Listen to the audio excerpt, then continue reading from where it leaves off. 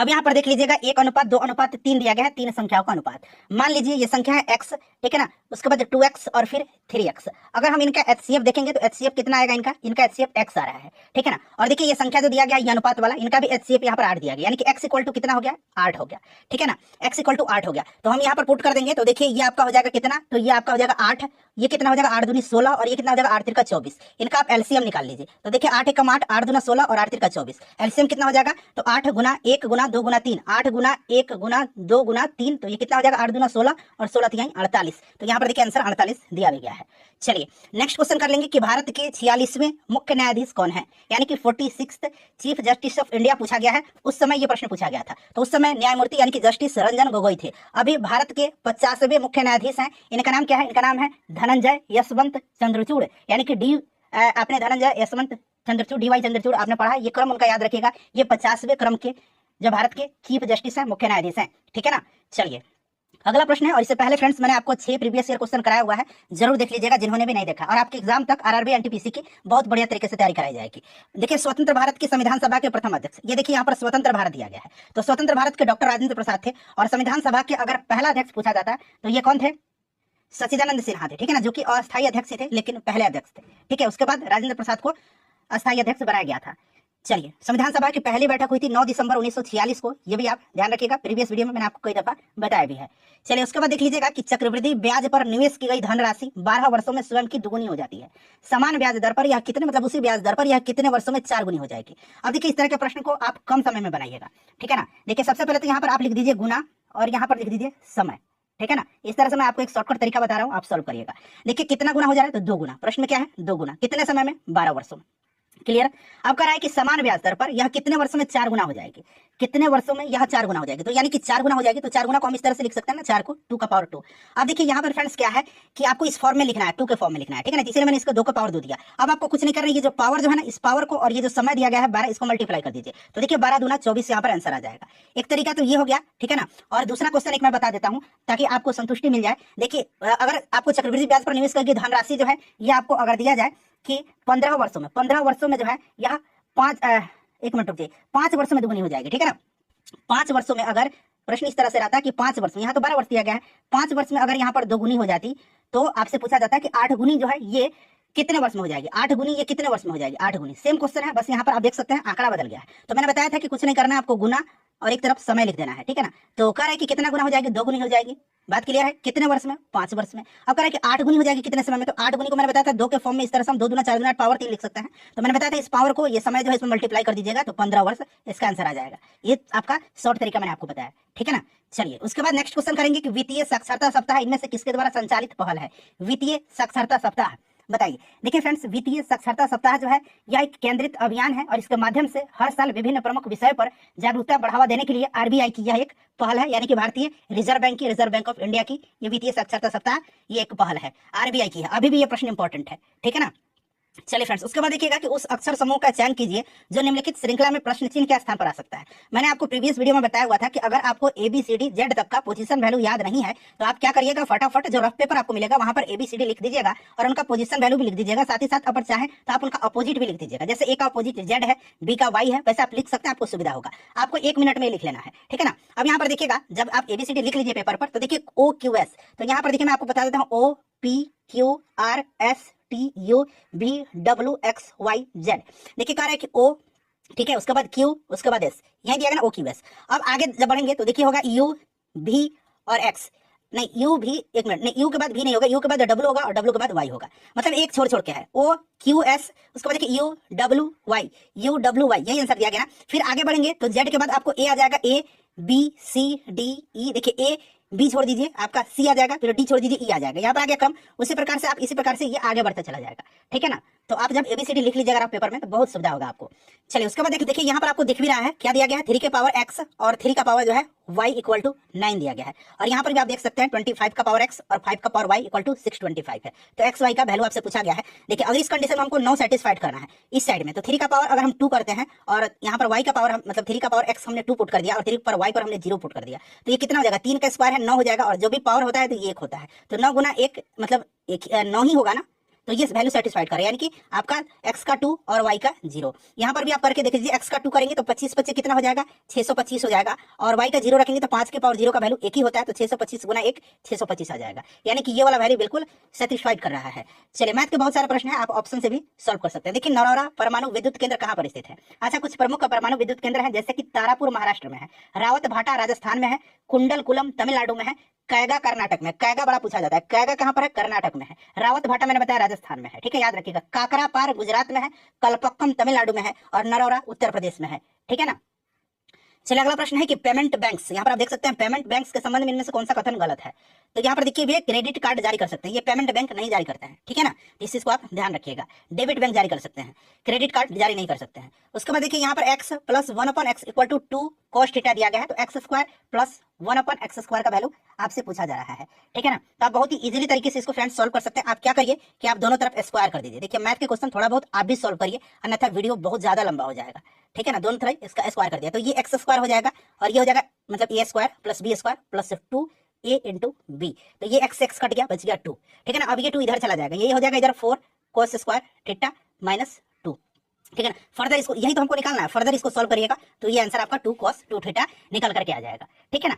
चलिए, उसके बाद देखिए, अगला प्रश्न है कि उस विकल्प का चयन कीजिए जिसका तीसरे शब्द से वही संबंधित जो दूसरे शब्द का पहले शब्द से। उंगली, अंगूठी, कलाई। अच्छा, उंगली में अंगूठी पहनी जाती है, यानी कलाई में चूड़ी पहनी जाएगी, बैंगल्स, ठीक है ना।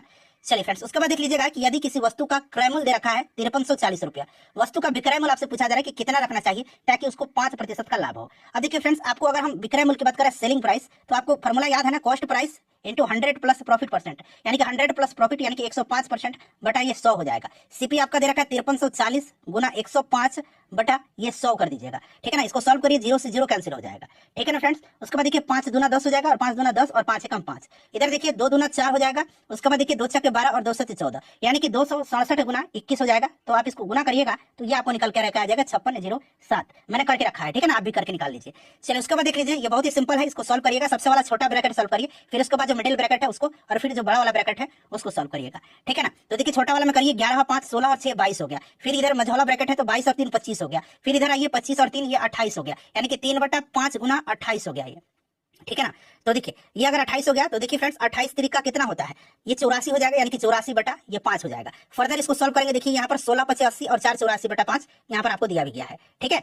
चलिए, उसके बाद देख लीजिएगा कि 4 क्रिकेट खिलाड़ी के स्कोर इस प्रकार से है, कह रहा है कि मोहन जो है ना, मोहन ने नरेंद्र से अधिक लेकिन पंकज से कम रन बनाए हैं, लेकिन पंकज से इसने कम रन बनाया, पंकज से कम बनाया है लेकिन नरेंद्र से इसने अधिक रन बनाया है, ठीक है। और देखिए, एक कमल नाम का खिलाड़ी है, उसने नरेंद्र से अधिक रन बनाया, यहाँ पर कमल है, ठीक है ना, जो कि नरेंद्र से अधिक बनाया हुआ है, लेकिन मोहन से कम बनाया हुआ, मोहन से कम बनाया, सेटिस्फाइड हो रहा है। सबसे अधिक रन तो पंकज ने बनाया है, यहाँ पर आप देख भी सकते हैं। चलिए, उसके बाद देख लीजिएगा इसका वर्गमूल कितना होगा, आप आसानी से इसको निकाल सकते हैं, इत्मीनान से निकाल लीजिए कॉपी पेन लेकर के, ठीक है। पीडीएफ जब मैं आपको टेलीग्राम पर दूंगा, सक्सेस केंद्र क्विज हमारा टेलीग्राम चैनल का नाम है, वहां जुड़ जाइए।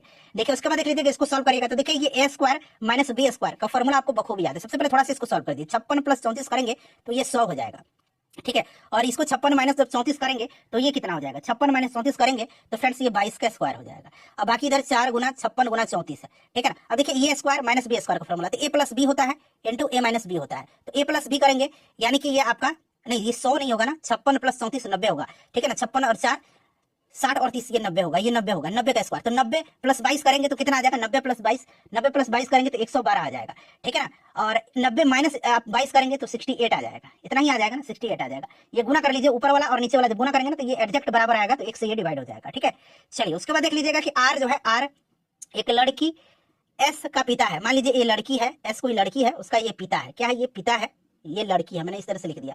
आप चाहे तो इधर से भी मतलब बिना लिखे सॉल्व कर सकते हैं, ठीक है ना। और कह रहा है कि एस का पिता और एक आदमी ए का भाई है, इसका ये भाई है, ठीक है ना। आर और ए के बीच क्या संबंध है, ये दोनों भाई हैं। उसके बाद कह रहा है सी जो है एस की माँ है, यानी कि ये सी जो है इसकी माँ है, यानी कि ये दोनों पति पत्नी हो गए, और ये इसकी भाभी हो गई, तो वही कह रहा है कि ए की भाभी है, ठीक है ना, ए की भाभी है। सी जो है एस की माँ है और ए की भाभी है, तो एस और ए के बीच क्या संबंध है, एस और चाचा भतीजी का, तो यहाँ पर देखिए चाचा भतीजी है, ठीक है।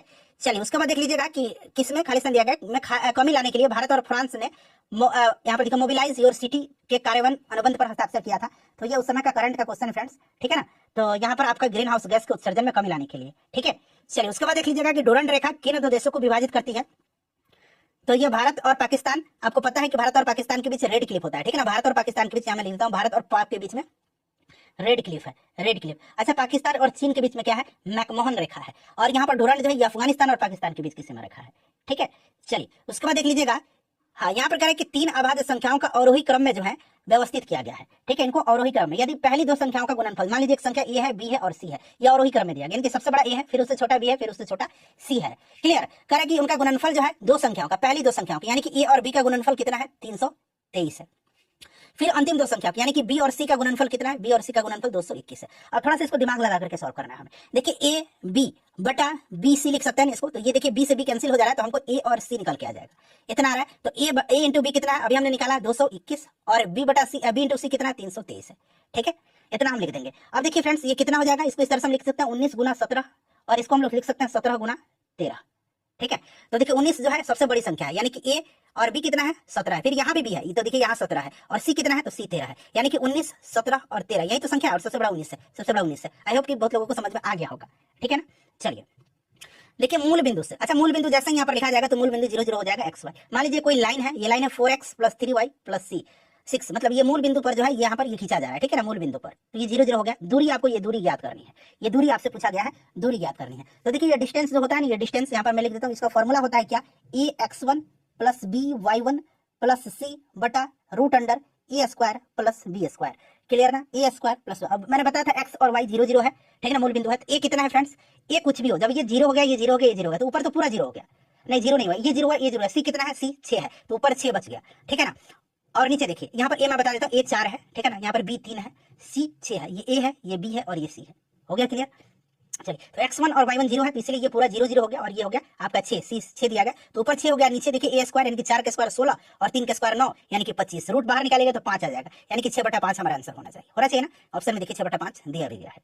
चलिए उसके बाद देखिए, एक लड़की की आयु उसके पिता की आयु से 24 वर्ष कम है। मान लीजिए पिता की आयु इसकी x मान लेते हैं। ठीक है, कोई दिक्कत नहीं।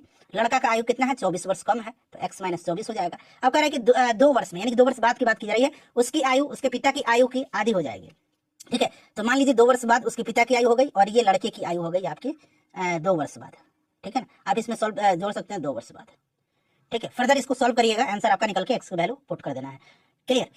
चलिए फ्रेंड्स, उसके बाद हम लोग देखेंगे, हाँ देखिए संयुक्त राष्ट्र का मुख्यालय कहाँ पर स्थित है, तो संयुक्त राष्ट्र का न्यूयॉर्क सिटी में है। अच्छा, संयुक्त राष्ट्र का पूछा जाता है, साथ ही साथ आपको ये भी ध्यान रखना है फ्रेंड्स कि संयुक्त राष्ट्र के अलावा अगर वर्ल्ड बैंक का पूछ लिया जाए, वर्ल्ड बैंक का पूछा जाता है, वर्ल्ड बैंक का वाशिंगटन डीसी में है, और इंटरनेशनल मॉनेटरी फंड का भी आपको वाशिंगटन डीसी में है, वाशिंगटन डीसी यहाँ पर दे रखा है, तो इन दोनों को याद रखिएगा।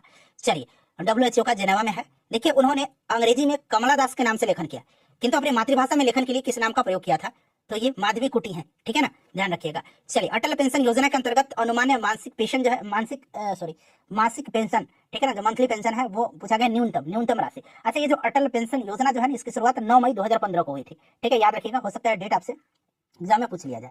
और देखिए फ्रेंड्स, ये जो अटल पेंशन योजना है ना, अटल पेंशन योजना, देखिए फ्रेंड्स, इसमें जो है लाभार्थियों को 1000 से 5000 तक के बीच की न्यूनतम मासिक पेंशन की गारंटी दी जाती है। तो न्यूनतम 1000 है, 1000 से 5000, तो यहीं पर 1000 पूछा गया न्यूनतम राशि। चलिए उसके बाद देख लीजिएगा, ये आपको तालिका देखना है, और इसमें कैसा है, कहना है कि उन खेलों का नाम बताए जिसमें स्कूलों के छात्रों की भागीदारी क्रमशः न्यूनतम। देखिए इसमें न्यूनतम किसमें है, न्यूनतम किसमें है, तो आप देख सकते हैं ये वाले में न्यूनतम है, यानी कि बास्केटबॉल में न्यूनतम आपको दिख रहा है, न्यूनतम जोड़ के आप सब देख सकते हैं, लेकिन कुछ देखने से भी आपको पता चल रहा है कि यहाँ पर न्यूनतम होगा। ठीक है ना, और अधिकतम किसमें है, तो अधिकतम आप देख सकते हैं नीचे वाले में है, क्रिकेट में 98, 121, 78, 84, 67, तो न्यूनतम बास्केटबॉल में है और अधिकतम क्रिकेट में। तो यहाँ पर दिया भी गया है, इस तरह का प्रश्न आप ऑब्जर्व करके भी बना लीजिएगा।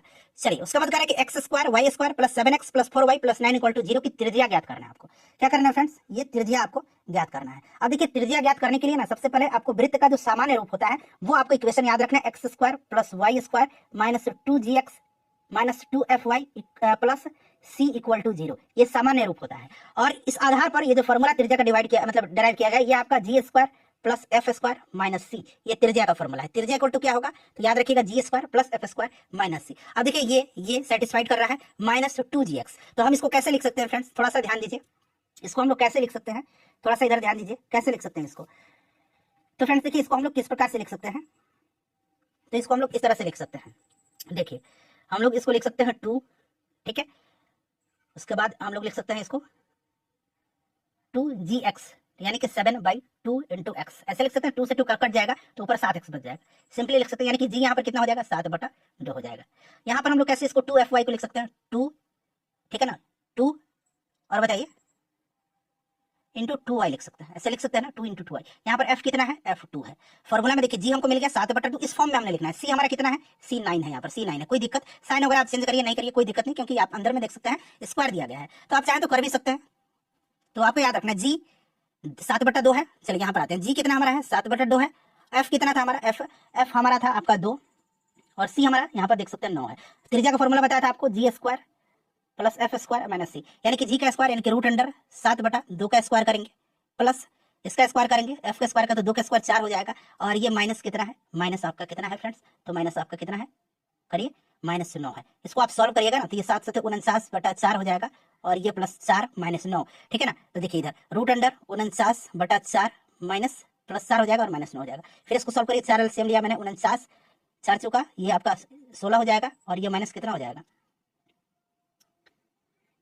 आपका, हो जाएगा 9 चुका 36, ठीक है ना। तो इसको सॉल्व करिए ना, कितना निकल के आएगा देखिए। तो देखिए फ्रेंड्स, ये 49 और प्लस 16 कितना हो जाएगा, 49 प्लस 16 हो जाएगा आपका 9 छक्के 15, ये 65 हो जाएगा शायद, ठीक है ना। और ये आपका 36 हो जाएगा। तो ये आपका 25 में से 6 हो जाएगा, तो कितना बचेगा, 15 में से 6, सॉरी 25 नहीं, 15 में से 6 गया 9, ये 5 में से 3 गया 2, यानी कि रूट अंडर 29, और नीचे रूट अंडर में 4 तो ये बाहर निकल जाएगा 2, 29 रूट अंडर बटा 2, 29 रूट अंडर बटा 2, ठीक है। चलिए, इनमें से कौन सी संयुक्त राष्ट्र की एजेंसी नहीं है। अच्छा, संयुक्त राष्ट्र की एजेंसी की बात करते हैं, तो कुछ महत्वपूर्ण एजेंसियां मैं बता रहा हूँ, जैसे कि आपका FAO है, संयुक्त राष्ट्र खाद्य एवं कृषि संगठन। ये है आपका अंतर्राष्ट्रीय नागरिक उड्डयन संगठन है, कृषि विकास के लिए अंतर्राष्ट्रीय कोष है, अंतर्राष्ट्रीय श्रम संगठन है, जो कि यहाँ पर दिया भी गया अंतर्राष्ट्रीय श्रम संगठन, अंतर्राष्ट्रीय मुद्रा कोष है, अंतर्राष्ट्रीय समुद्री संगठन है, अंतर्राष्ट्रीय दूरसंचार संघ है, ठीक है ना, विश्व स्वास्थ्य संगठन है, खाद्य एवं कृषि संगठन मैंने आपको जैसे बताया है, ठीक है ना। इसमें से आपका रेड क्रॉस इंटरनेशनल कमेटी नहीं है। चलिए, उसके बाद देख लीजिएगा कि यदि ए बी से 25% अधिक है, बी सी से 30% कम है, तो ए और सी का अनुपात आपको निकालना है। ये सब फ्रेंड्स आप निकाल सकते हैं, बड़ा ईजी है। मान लीजिए यहाँ करें कि ए बी से 25% अधिक है, और बी जो है सी से 30% कम है। सबसे पहले हम सी को ही मान लेते हैं 100 है, यानी कि बी जो है ये 30% कम है, यानी कि 70 हो गया। अब करें कि ए बी से 25 अधिक है, यानी कि ए जो है ये इससे कितना अधिक है, 25 अधिक है, तो 125/100 कर देंगे, 0 से 0 कट जाएगा, ठीक है, 5 दूना 10 हो जाएगा, रहने दीजिए, आप इसको सॉल्व करिए, ठीक है, आप खुद से इसको सॉल्व करिए। अब जैसे इसको सॉल्व करेंगे आपका निकल के आ जाएगा, तो आप आसानी से ए और सी का अनुपात निकाल लीजिएगा, ठीक है ना। बहुत ही आसान है, आप चाहे तो इसको बहुत ही आसान तरीके से आप इसको निकाल भी सकते हैं, ठीक है फ्रेंड्स। चलिए, उसके बाद नेक्स्ट क्वेश्चन हमारे कि एक बार में 3 सिक्के उछाले जाने पर, यहाँ पर देख लीजिएगा आंसर इसका दे रखा है 7/8, कम से कम एक हेड आने की प्रायिकता आपसे पूछा जा रहा है। चलिए, उसके बाद देखिए उस अंग्रेज व्यक्ति का नाम क्या था जिसने भारत आने के बाद सेंट स्टीफन कॉलेज में दर्शन शास्त्र का अध्ययन किया और बाद में दीनबंधु के नाम से प्रसिद्ध हुआ। तो ये भी याद रखना, देखिए दीनबंधु तो आप जानते हैं CF एंड्रूज को कहा जाता है, लेकिन वो कहाँ सेंट स्टीफन कॉलेज में दर्शन शास्त्र का अध्ययन किए थे, ये आप जरूर याद रखिएगा, ठीक है। CF एंड्रूज दीनबंधु के नाम से, और देशबंधु के नाम से जाना जाता है चित्तरंजन दास को, ठीक है। चलिए, विजयनगर राजवंश के उस शासक का नाम बताइए जिसने 16वीं शताब्दी में शासन किया था, तो ये कृष्णदेव राय है। आमुक्त मल्याद इनकी रचना है कृष्णदेव राय की, ठीक है ना, याद रखिएगा, ठीक है। जामोती कल्याणम इन्हीं की रचना है, ये भी आप याद रखिएगा, ठीक है। बाबर के समकालीन थे। चलिए, भारत द्वारा देखिए भारत सरकार के दूरसंचार विभाग ने देखिए कितने वाट पर केजी, ये W फॉर वाट है, वाट पर केजी के अधिकतम SAR मान वाले मोबाइल हैंडसेट के उत्पादन को मंजूरी दिया है। तो अभी के संदर्भ में भी आप याद रख सकते हैं इसको 1.6 वाट पर केजी के, ठीक है। चलिए, उसके बाद देखिएगा कि यदि एक वर्ग का परिमाप दे रखा है 160 सेंटीमीटर है, तो वर्ग के विकर्ण की लंबाई ज्ञात करना है। फॉर्मूला बेस्ड है, परिमाप वर्ग का कितना होता है, वर्ग का परिमाप बराबर होता है 4 गुना भुजा, यानी कि 4 इंटू ए होता है, ए भुजा होता है, साइड होता है, तो आपको 4 गुना ए है और परिमाप 160 दे रखा है, यहाँ से ए आप निकाल लीजिएगा तो 40 आ जाएगा। और विकर्ण का फॉर्मूला आपको पता है, विकर्ण बराबर वर्ग का विकर्ण बराबर क्या होता है, तो a√2 होता है, ये कितना है तो 40 है, 40√2 विकर्ण आंसर होगा, ठीक है। चलिए, उसके बाद नेक्स्ट क्वेश्चन है कि एक चतुर्भुज के 4 भुजाओं का अनुपात दे रखा है और इसका परिमाप, तो चतुर्भुज है और चारों भुजाओं इसका परिमाप क्या हो जाएगा, चारों भुजाओं का जोड़ ही होगा, तो सबको हम लोग मान लेंगे x, मतलब 4x 5x 6x 7x, तो जोड़ दीजिए 4 5 9 और 6 15 और 7 22, 22x इक्वल टू परिमाप देखा 176, यानी कि x इक्वल टू कितना हो जाएगा फ्रेंड्स, x इक्वल टू कितना हो जाएगा, ये 8 टाइम में जाएगा, ठीक है ना, 176/22, ये 8 टाइम में कट गया, आप करके देख लीजिए। तो पूछ रहा है कि सबसे लंबी, तो सबसे लंबी इसमें से 7 है, तो 8 7 56, 7x हमारे यहाँ पर 8 आया है, तो 7 गुना 8 56, सबसे छोटी ये 4x हो जाएगा, यानी कि 800 का 32, ठीक है। चलिए, उसके बाद देख लीजिएगा कि संक्षारण एवं जंग लगने से बचाने के लिए लोहे पर किए जाने वाले विद्युतीय लेपन में किस धातु का उपयोग किया जाता है, तो ये जिंक का परत चढ़ाया जाता है, जिसको कि हम लोग गैल्वेनाइजेशन बोलते हैं, ठीक है ना, गैल्वेनीकरण बोलते हैं हिंदी में। चलिए, उसके बाद नेक्स्ट क्वेश्चन है कि भारत का कौन सा जैव संरक्षित क्षेत्र यानी कि bio reserve world network of biosphere reserve में शामिल नहीं है, इनमें से कौन सा जो है world network of bio reserve में शामिल नहीं है। देखिए, इसमें से आपका नंदा देवी, सुंदरवन और बनार की खड़ी है, मानस इसमें नहीं है, और साथ ही साथ याद रखिएगा कॉर्बेट भी नहीं है, मानस भी नहीं है और कॉर्बेट भी कभी कभी ऑप्शन में देकर के पूछेगा नहीं है, ये तीनों है, इस चीज को आप ध्यान रख लीजिएगा। चलिए, उसके बाद देख लीजिएगा कि 4 शब्द दिए गए हैं जिनमें से 3 किसी प्रकार से संगत है और एक असंगत है, असंगत का चयन करना है। तो कुर्सी, पलंग, स्टूल, टैबलेट, बिल्कुल आपको पता भी चल रहा है टैबलेट अलग है इन सबसे। उसके बाद देखिए दो संख्याओं का योग दे रखा है 434 और उनका एचसीएफ दे रखा है 31 है। संख्याओं के कितने युग्म उपरोक्त शर्तों को संतुष्ट करेंगे। अब देखिए फ्रेंड्स, अगर हम बात करते हैं यहाँ पर, तो देखिए यहाँ पर आपका एचसीएफ 31 दे रखा है, ठीक है। एचसीएफ आपका कितना दे रखा है, 31 दे रखा है, इस चीज को आप ध्यान रखिएगा। और संख्याओं का योग जो है ये 434 है। क्लियर। देखिए अगर हम यहाँ पर बात करते हैं तो थोड़ा सा आप ध्यान दीजिएगा फ्रेंड्स, इसको हम लोग किस प्रकार से निकाल सकते हैं। तो सबसे पहले देखिए 31 जो है ना, 31 दोनों संख्याओं का एक गुणनखंड है, इसलिए मान लीजिए यहाँ पर आप 31A दो संख्या है और एक को मान लीजिए आप हाँ रुक जाइए, हाँ 31B और उनका कितना जो है यहाँ पर दो संख्याओं का योग दे रखा है 434 दे रखा है, ठीक है। यानी कि A plus B equal to ये कितना आ जाएगा, ये कॉमन ले लेंगे 31, तो इधर आ जाएगा 434/31 आ जाएगा 434/31। समझ में आ रही है बात, 434/31, ठीक है। तो इसको फर्दर हम सॉल्व कर लेंगे तो ये कितना निकल के आ जाएगा, इसको 14 से हम काट देंगे। देखिए 31 को 14 से गुना करिएगा तो 4 एकम 4, 4 3 12 और 31 एकम 31, 4 2 1 3 और 3 1 4, 434 आ गया ना। तो ये आपका 14 टाइम है। अब देखिए ये 14 आ गया निकल करके, यानी कि A प्लस बी के लिए, अगर A प्लस बी के लिए 14 है, ठीक है ना, तो A और B में संभावित मान क्या होगा। तो सबसे पहले जो आपका यहाँ पर अभाज्य संख्या है A और B का सह अभाज्य संख्या वो निकालिएगा, तो ये 3 मान आपके संभव है, ठीक है ना। चलिए उसके बाद नेक्स्ट क्वेश्चन है, दिशा किस मंत्रालय के अंतर्गत संचालित पहल है। तो ये आपका ग्रामीण विकास मंत्रालय के अंतर्गत। चलिए उसके बाद देखिएगा या वैल्यू निकाल लीजिएगा, ठीक है ना। ये सब आप सिंपल सा या आप इसको सॉल्व करके आप निकाल लीजिएगा, ठीक है। चलिए दिया गया कथन है उस पर विचार करें और बताएं कि दी गई धारणाओं में से कौन सा कथन निहित है। सबसे पहले आप देख लीजिए, कथन कर रहा है कि हमारी योजनाओं में निवेश कीजिए और अपने धन को दोगुना कीजिए। यह एक मार्केटिंग एग्जीक्यूटिव का कथन है। बिल्कुल हम लोग अपना धन दोगुना करने की लालच रखते हैं, आप भी रखते हैं, हम भी रखते हैं, सब लोग रखते हैं, ह्यूमन नेचर है ये। तो देखिए कथन एक अवास्तविक आश्वासन है, नहीं ऐसा कुछ भी नहीं कहा कि कथन अवास्तविक है। ये रियल आश्वासन दिया जा रहा है कि आप दीजिए और आपका धन दोगुना किया जाएगा। लोग अपनी आय बढ़ाने के लिए अपने धन बचत को निवेश करना चाहते हैं। बिल्कुल हमारे पास जो भी सेविंग्स होता है हम उसको निवेश कहीं ना कहीं करना चाहते हैं ताकि उससे भी हम प्रॉफिट अर्न कर सकें। तो देखिए केवल धारणा दो निहित होगा, केवल धारणा दो निहित होगा। चलिए देखिए उसके बाद देखिए वह प्रथम भारतीय कवि कौन थे जो है ना वाशिंगटन डीसी में स्थित लाइब्रेरी ऑफ कांग्रेस में अपनी कविताओं को रिकॉर्ड करने के लिए आमंत्रित उनको किया गया था। तो ये अभय के हैं, ठीक है, प्रथम भारतीय कवि हैं ये। नेक्स्ट क्वेश्चन है कि भारत में किस तिथि को राष्ट्रीय मतदाता दिवस मनाया जाता है। तो ये 25 जनवरी के दिन याद रखना आपको, और 24 जनवरी को राष्ट्रीय बालिका दिवस मनाया जाता है। नेक्स्ट क्वेश्चन हमारा यहाँ पर देखिए, अब हम इसको कैसे सॉल्व करेंगे फ्रेंड्स। तो देखिए सबसे पहले तो आपको ध्यान रखना है फ्रेंड्स कि हम इसको कैसे सॉल्व कर सकते हैं, बताइए। तो देखिए दे रखा है x के पावर 4 1/x के पावर 4 इक्वल टू 322। क्लियर है। अच्छा हम अगर यहाँ पर ध्यान रखिए, यहाँ पर अगर हम 2 जोड़ देते हैं और यहाँ पर अगर हम क्या करेंगे, इधर भी अगर हम 2 जोड़ देते हैं तो कोई फर्क नहीं है। लेकिन अब यहाँ पर 2 हमने जोड़ दिया तो ये आप देखेंगे कि ये इसका फॉर्मूला बन रहा है। किसका फॉर्मूला बन रहा है, तो ये इसका फॉर्मूला बन रहा है, बना करके देख लीजिए। x square plus 1/x square, नहीं अब ए स्क्वायर करेंगे तो ये 4 ना हो जाएगा, ठीक है ना, और 2a भी, तो 2a इंटू बी, तो ये एक्स स्क्वायर से स्क्वायर कट जाएगा। तो यही वाला कंडीशन आपको यहाँ पर, ये वाला कंडीशन आपको बन के आ रहा है। क्लियर, बात समझ में आ रही है। फिर से फ्रेश लिख देता हूँ, हमने इधर भी +2 कर दिया और इधर भी +2 कर दिया तो कोई फर्क नहीं पड़ा। और ये फॉर्मूला बना किसका, तो एक्स स्क्वायर प्लस 1 इसका, ठीक है, ये इसका फॉर्मूला बना। ये हो गया आपका 324। अब फिर देखिए, अब फिर हमको क्या करना है, फिर इसको हम लोग फर्दर सॉल्व करेंगे फ्रेंड। फिर इसको हम लोग फर्दर सॉल्व करेंगे तो स्क्वायर करेंगे तो इधर रूट में चला जाएगा, ये हटाएंगे तो ये हो गया x स्क्वायर अपॉन 1 का x स्क्वायर इक्वल टू ये 324 किसका है, तो 18 का है। आ गया। अब हमको तो इतना लाना है तो फिर हम +2 करेंगे, नहीं इस बार +2 नहीं करेंगे, इस बार हम -2 करेंगे क्योंकि हमें माइनस में यहाँ पर लाना है। तो फॉर्मूला यहाँ पर अगर हम -2 करते हैं फिर तो आप देखेंगे तो ये आपका फॉर्मूला हो जाएगा किसका, तो x 1/x का होल स्क्वायर का, क्योंकि हमने करा तो x स्क्वायर प्लस यहाँ पर आपका 1/x स्क्वायर, ठीक है।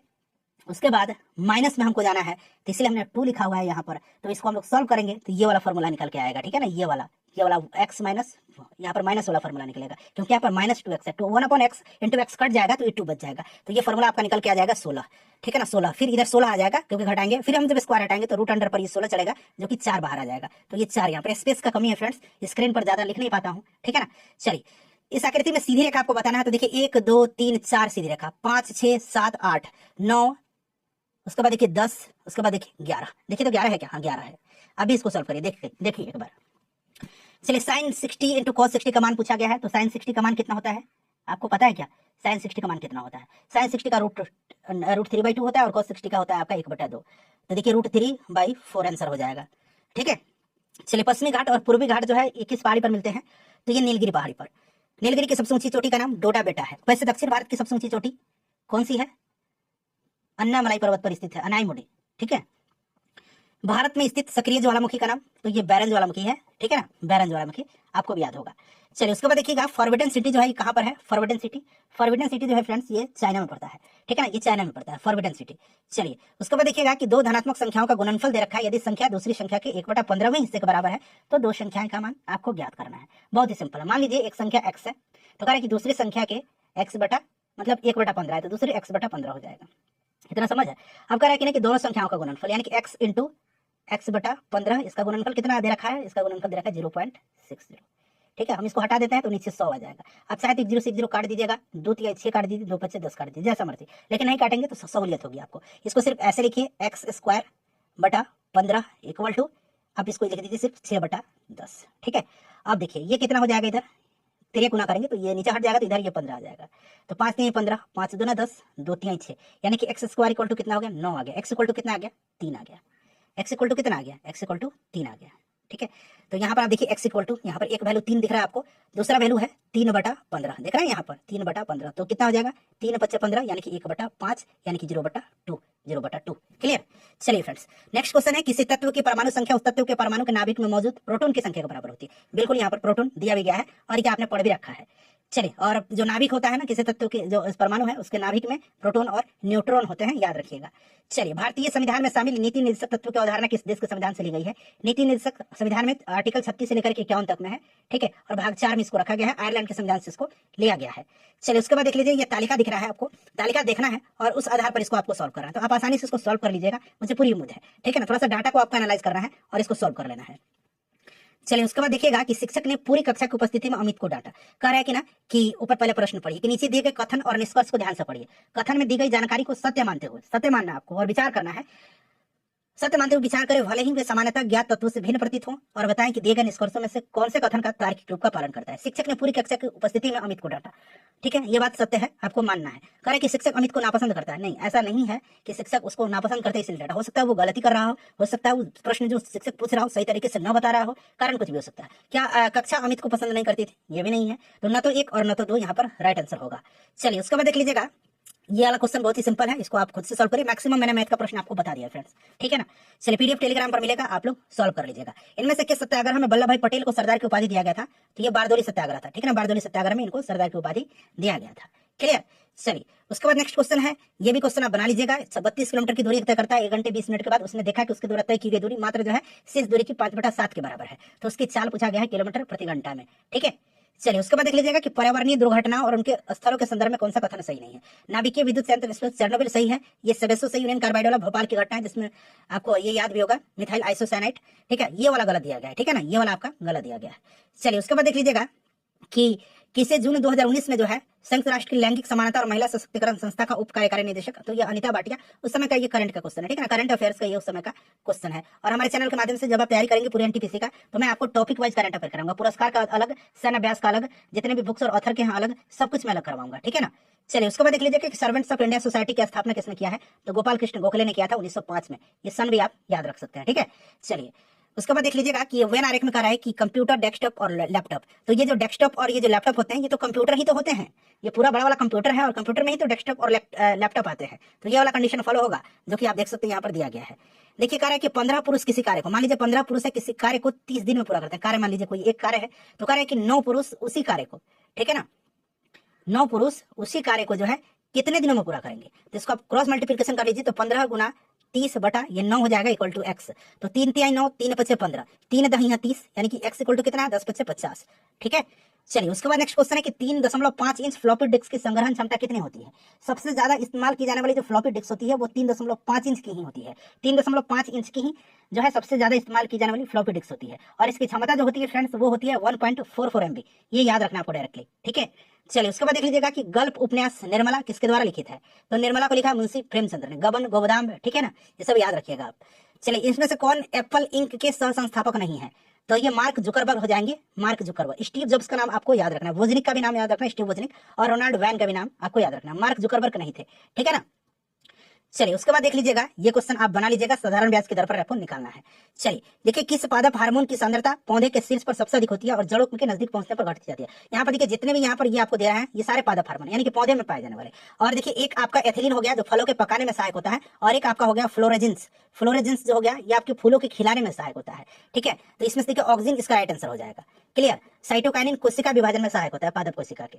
चलिए उसके बाद नेक्स्ट क्वेश्चन हमारा कि कौन सा जंतु उभयचर है, इसमें से एम्फीबियन श्रेणी के अंतर्गत आता है। तो ये टोंड है। ठीक है ना, टोंड जो आपका क्या बोलते हैं, मेंढक वगैरह होता है ना, ये आपके एम्फीबियन में आते हैं।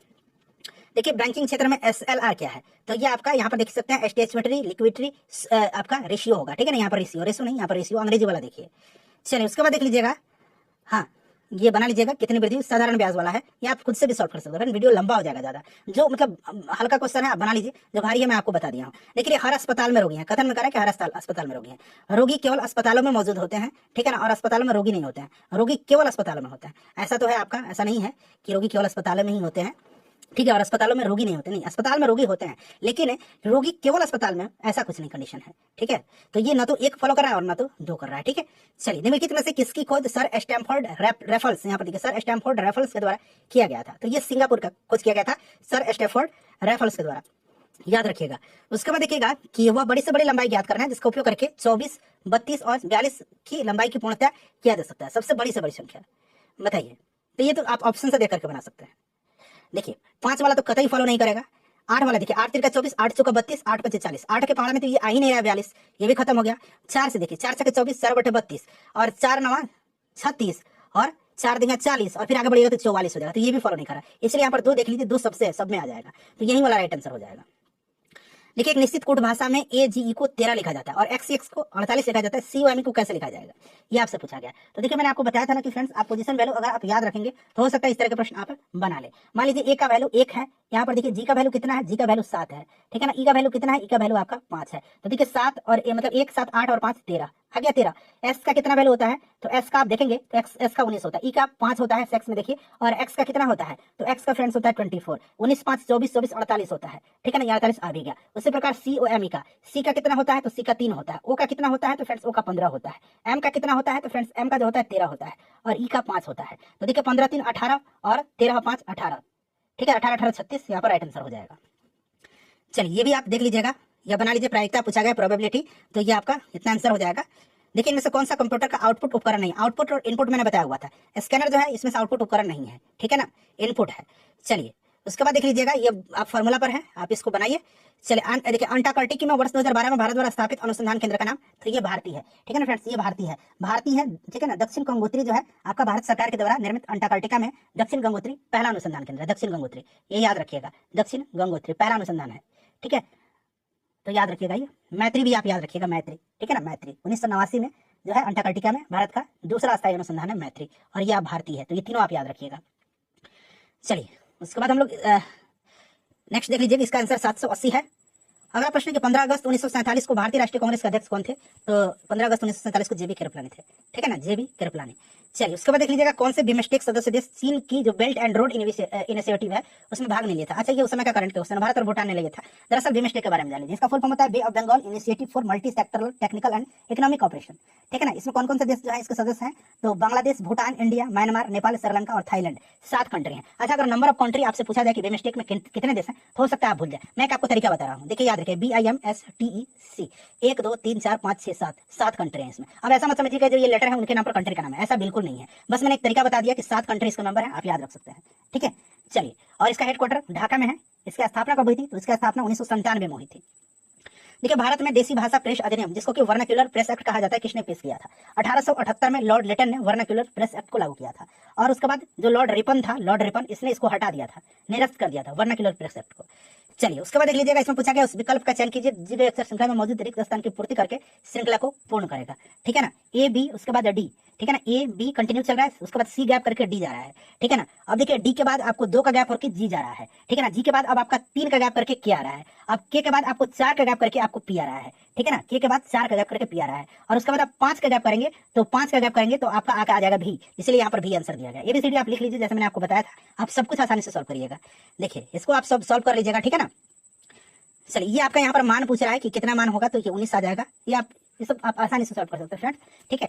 चलिए उसके बाद देख लीजिएगा, सेम वैसा ही है कि प्लस और गुना को तथा संख्या 4 और 6 को आपस में बदल दिया जाए तो कौन सा समीकरण संतुष्ट हो जाएगा इसमें से, ठीक है। चलिए कह रहा है कि ना प्लस और गुना को बदल दिया जाए। मान लीजिए ये प्लस है ना, प्लस और गुना को तथा संख्या 4 और 6 को आपस में बदल दिया जाए। तो ये प्लस को हमने गुना बना दिया, ठीक है ना, तो 4 और 6 को बदल दिया, तो ये 6 हो गया 4 की जगह पर और प्लस की जगह गुना हो गया और ये चला गया 4 इधर, बाकी एज इट इज है, ठीक है ना, बाकी एज इट इज है। तो 6 चौका 24 हो गया, ठीक है ना, और इधर भागा 3 है, गुना 2 है, तो ये देखिए 8 3 का 24 हो गया, ठीक है ना। तो आपका 8 में से 3 जाएगा तो ये आपका नहीं, गुना को भी तो बदलना था ना, गुना को प्लस करना था, यहाँ गुना को प्लस करना था, ठीक है। तो 8 और इधर देख लीजिए 2 10 और 3 जाएगा तो 7, हाँ ये सेटिस्फाइड हो रहा है। चलिए उसके बाद देख लीजिए, ये मैंने आपको बता दिया था, इस तरह का सॉल्व करिएगा ये दोनों क्वेश्चन। हाँ अब देखिए इसमें से कह रहा है ना कि ए बी सी डी ने आम खाए और ए ने बी से 8 आम कम खाया था, ए ने बी से 8 आम कम खाया था और सी और ई दोनों ने मिलकर 37 आम खा लिए थे, डी सी ने 8 आम ज्यादा खाए थे। इस तरह के समझ कुछ कर आप इसको सॉल्व कर लीजिएगा, ठीक है ना। चलिए उसके बाद देखिए कह रहे कि कोई बैग जो है कविता नहीं है। मान लीजिए बैग है, कोई बैग कविता नहीं है, ये बात समझ में आ रही है आपको। कुछ किताबें बैग हैं, कुछ किताब जो है ये आपके बैग हैं, कुछ किताब जो है बैग है।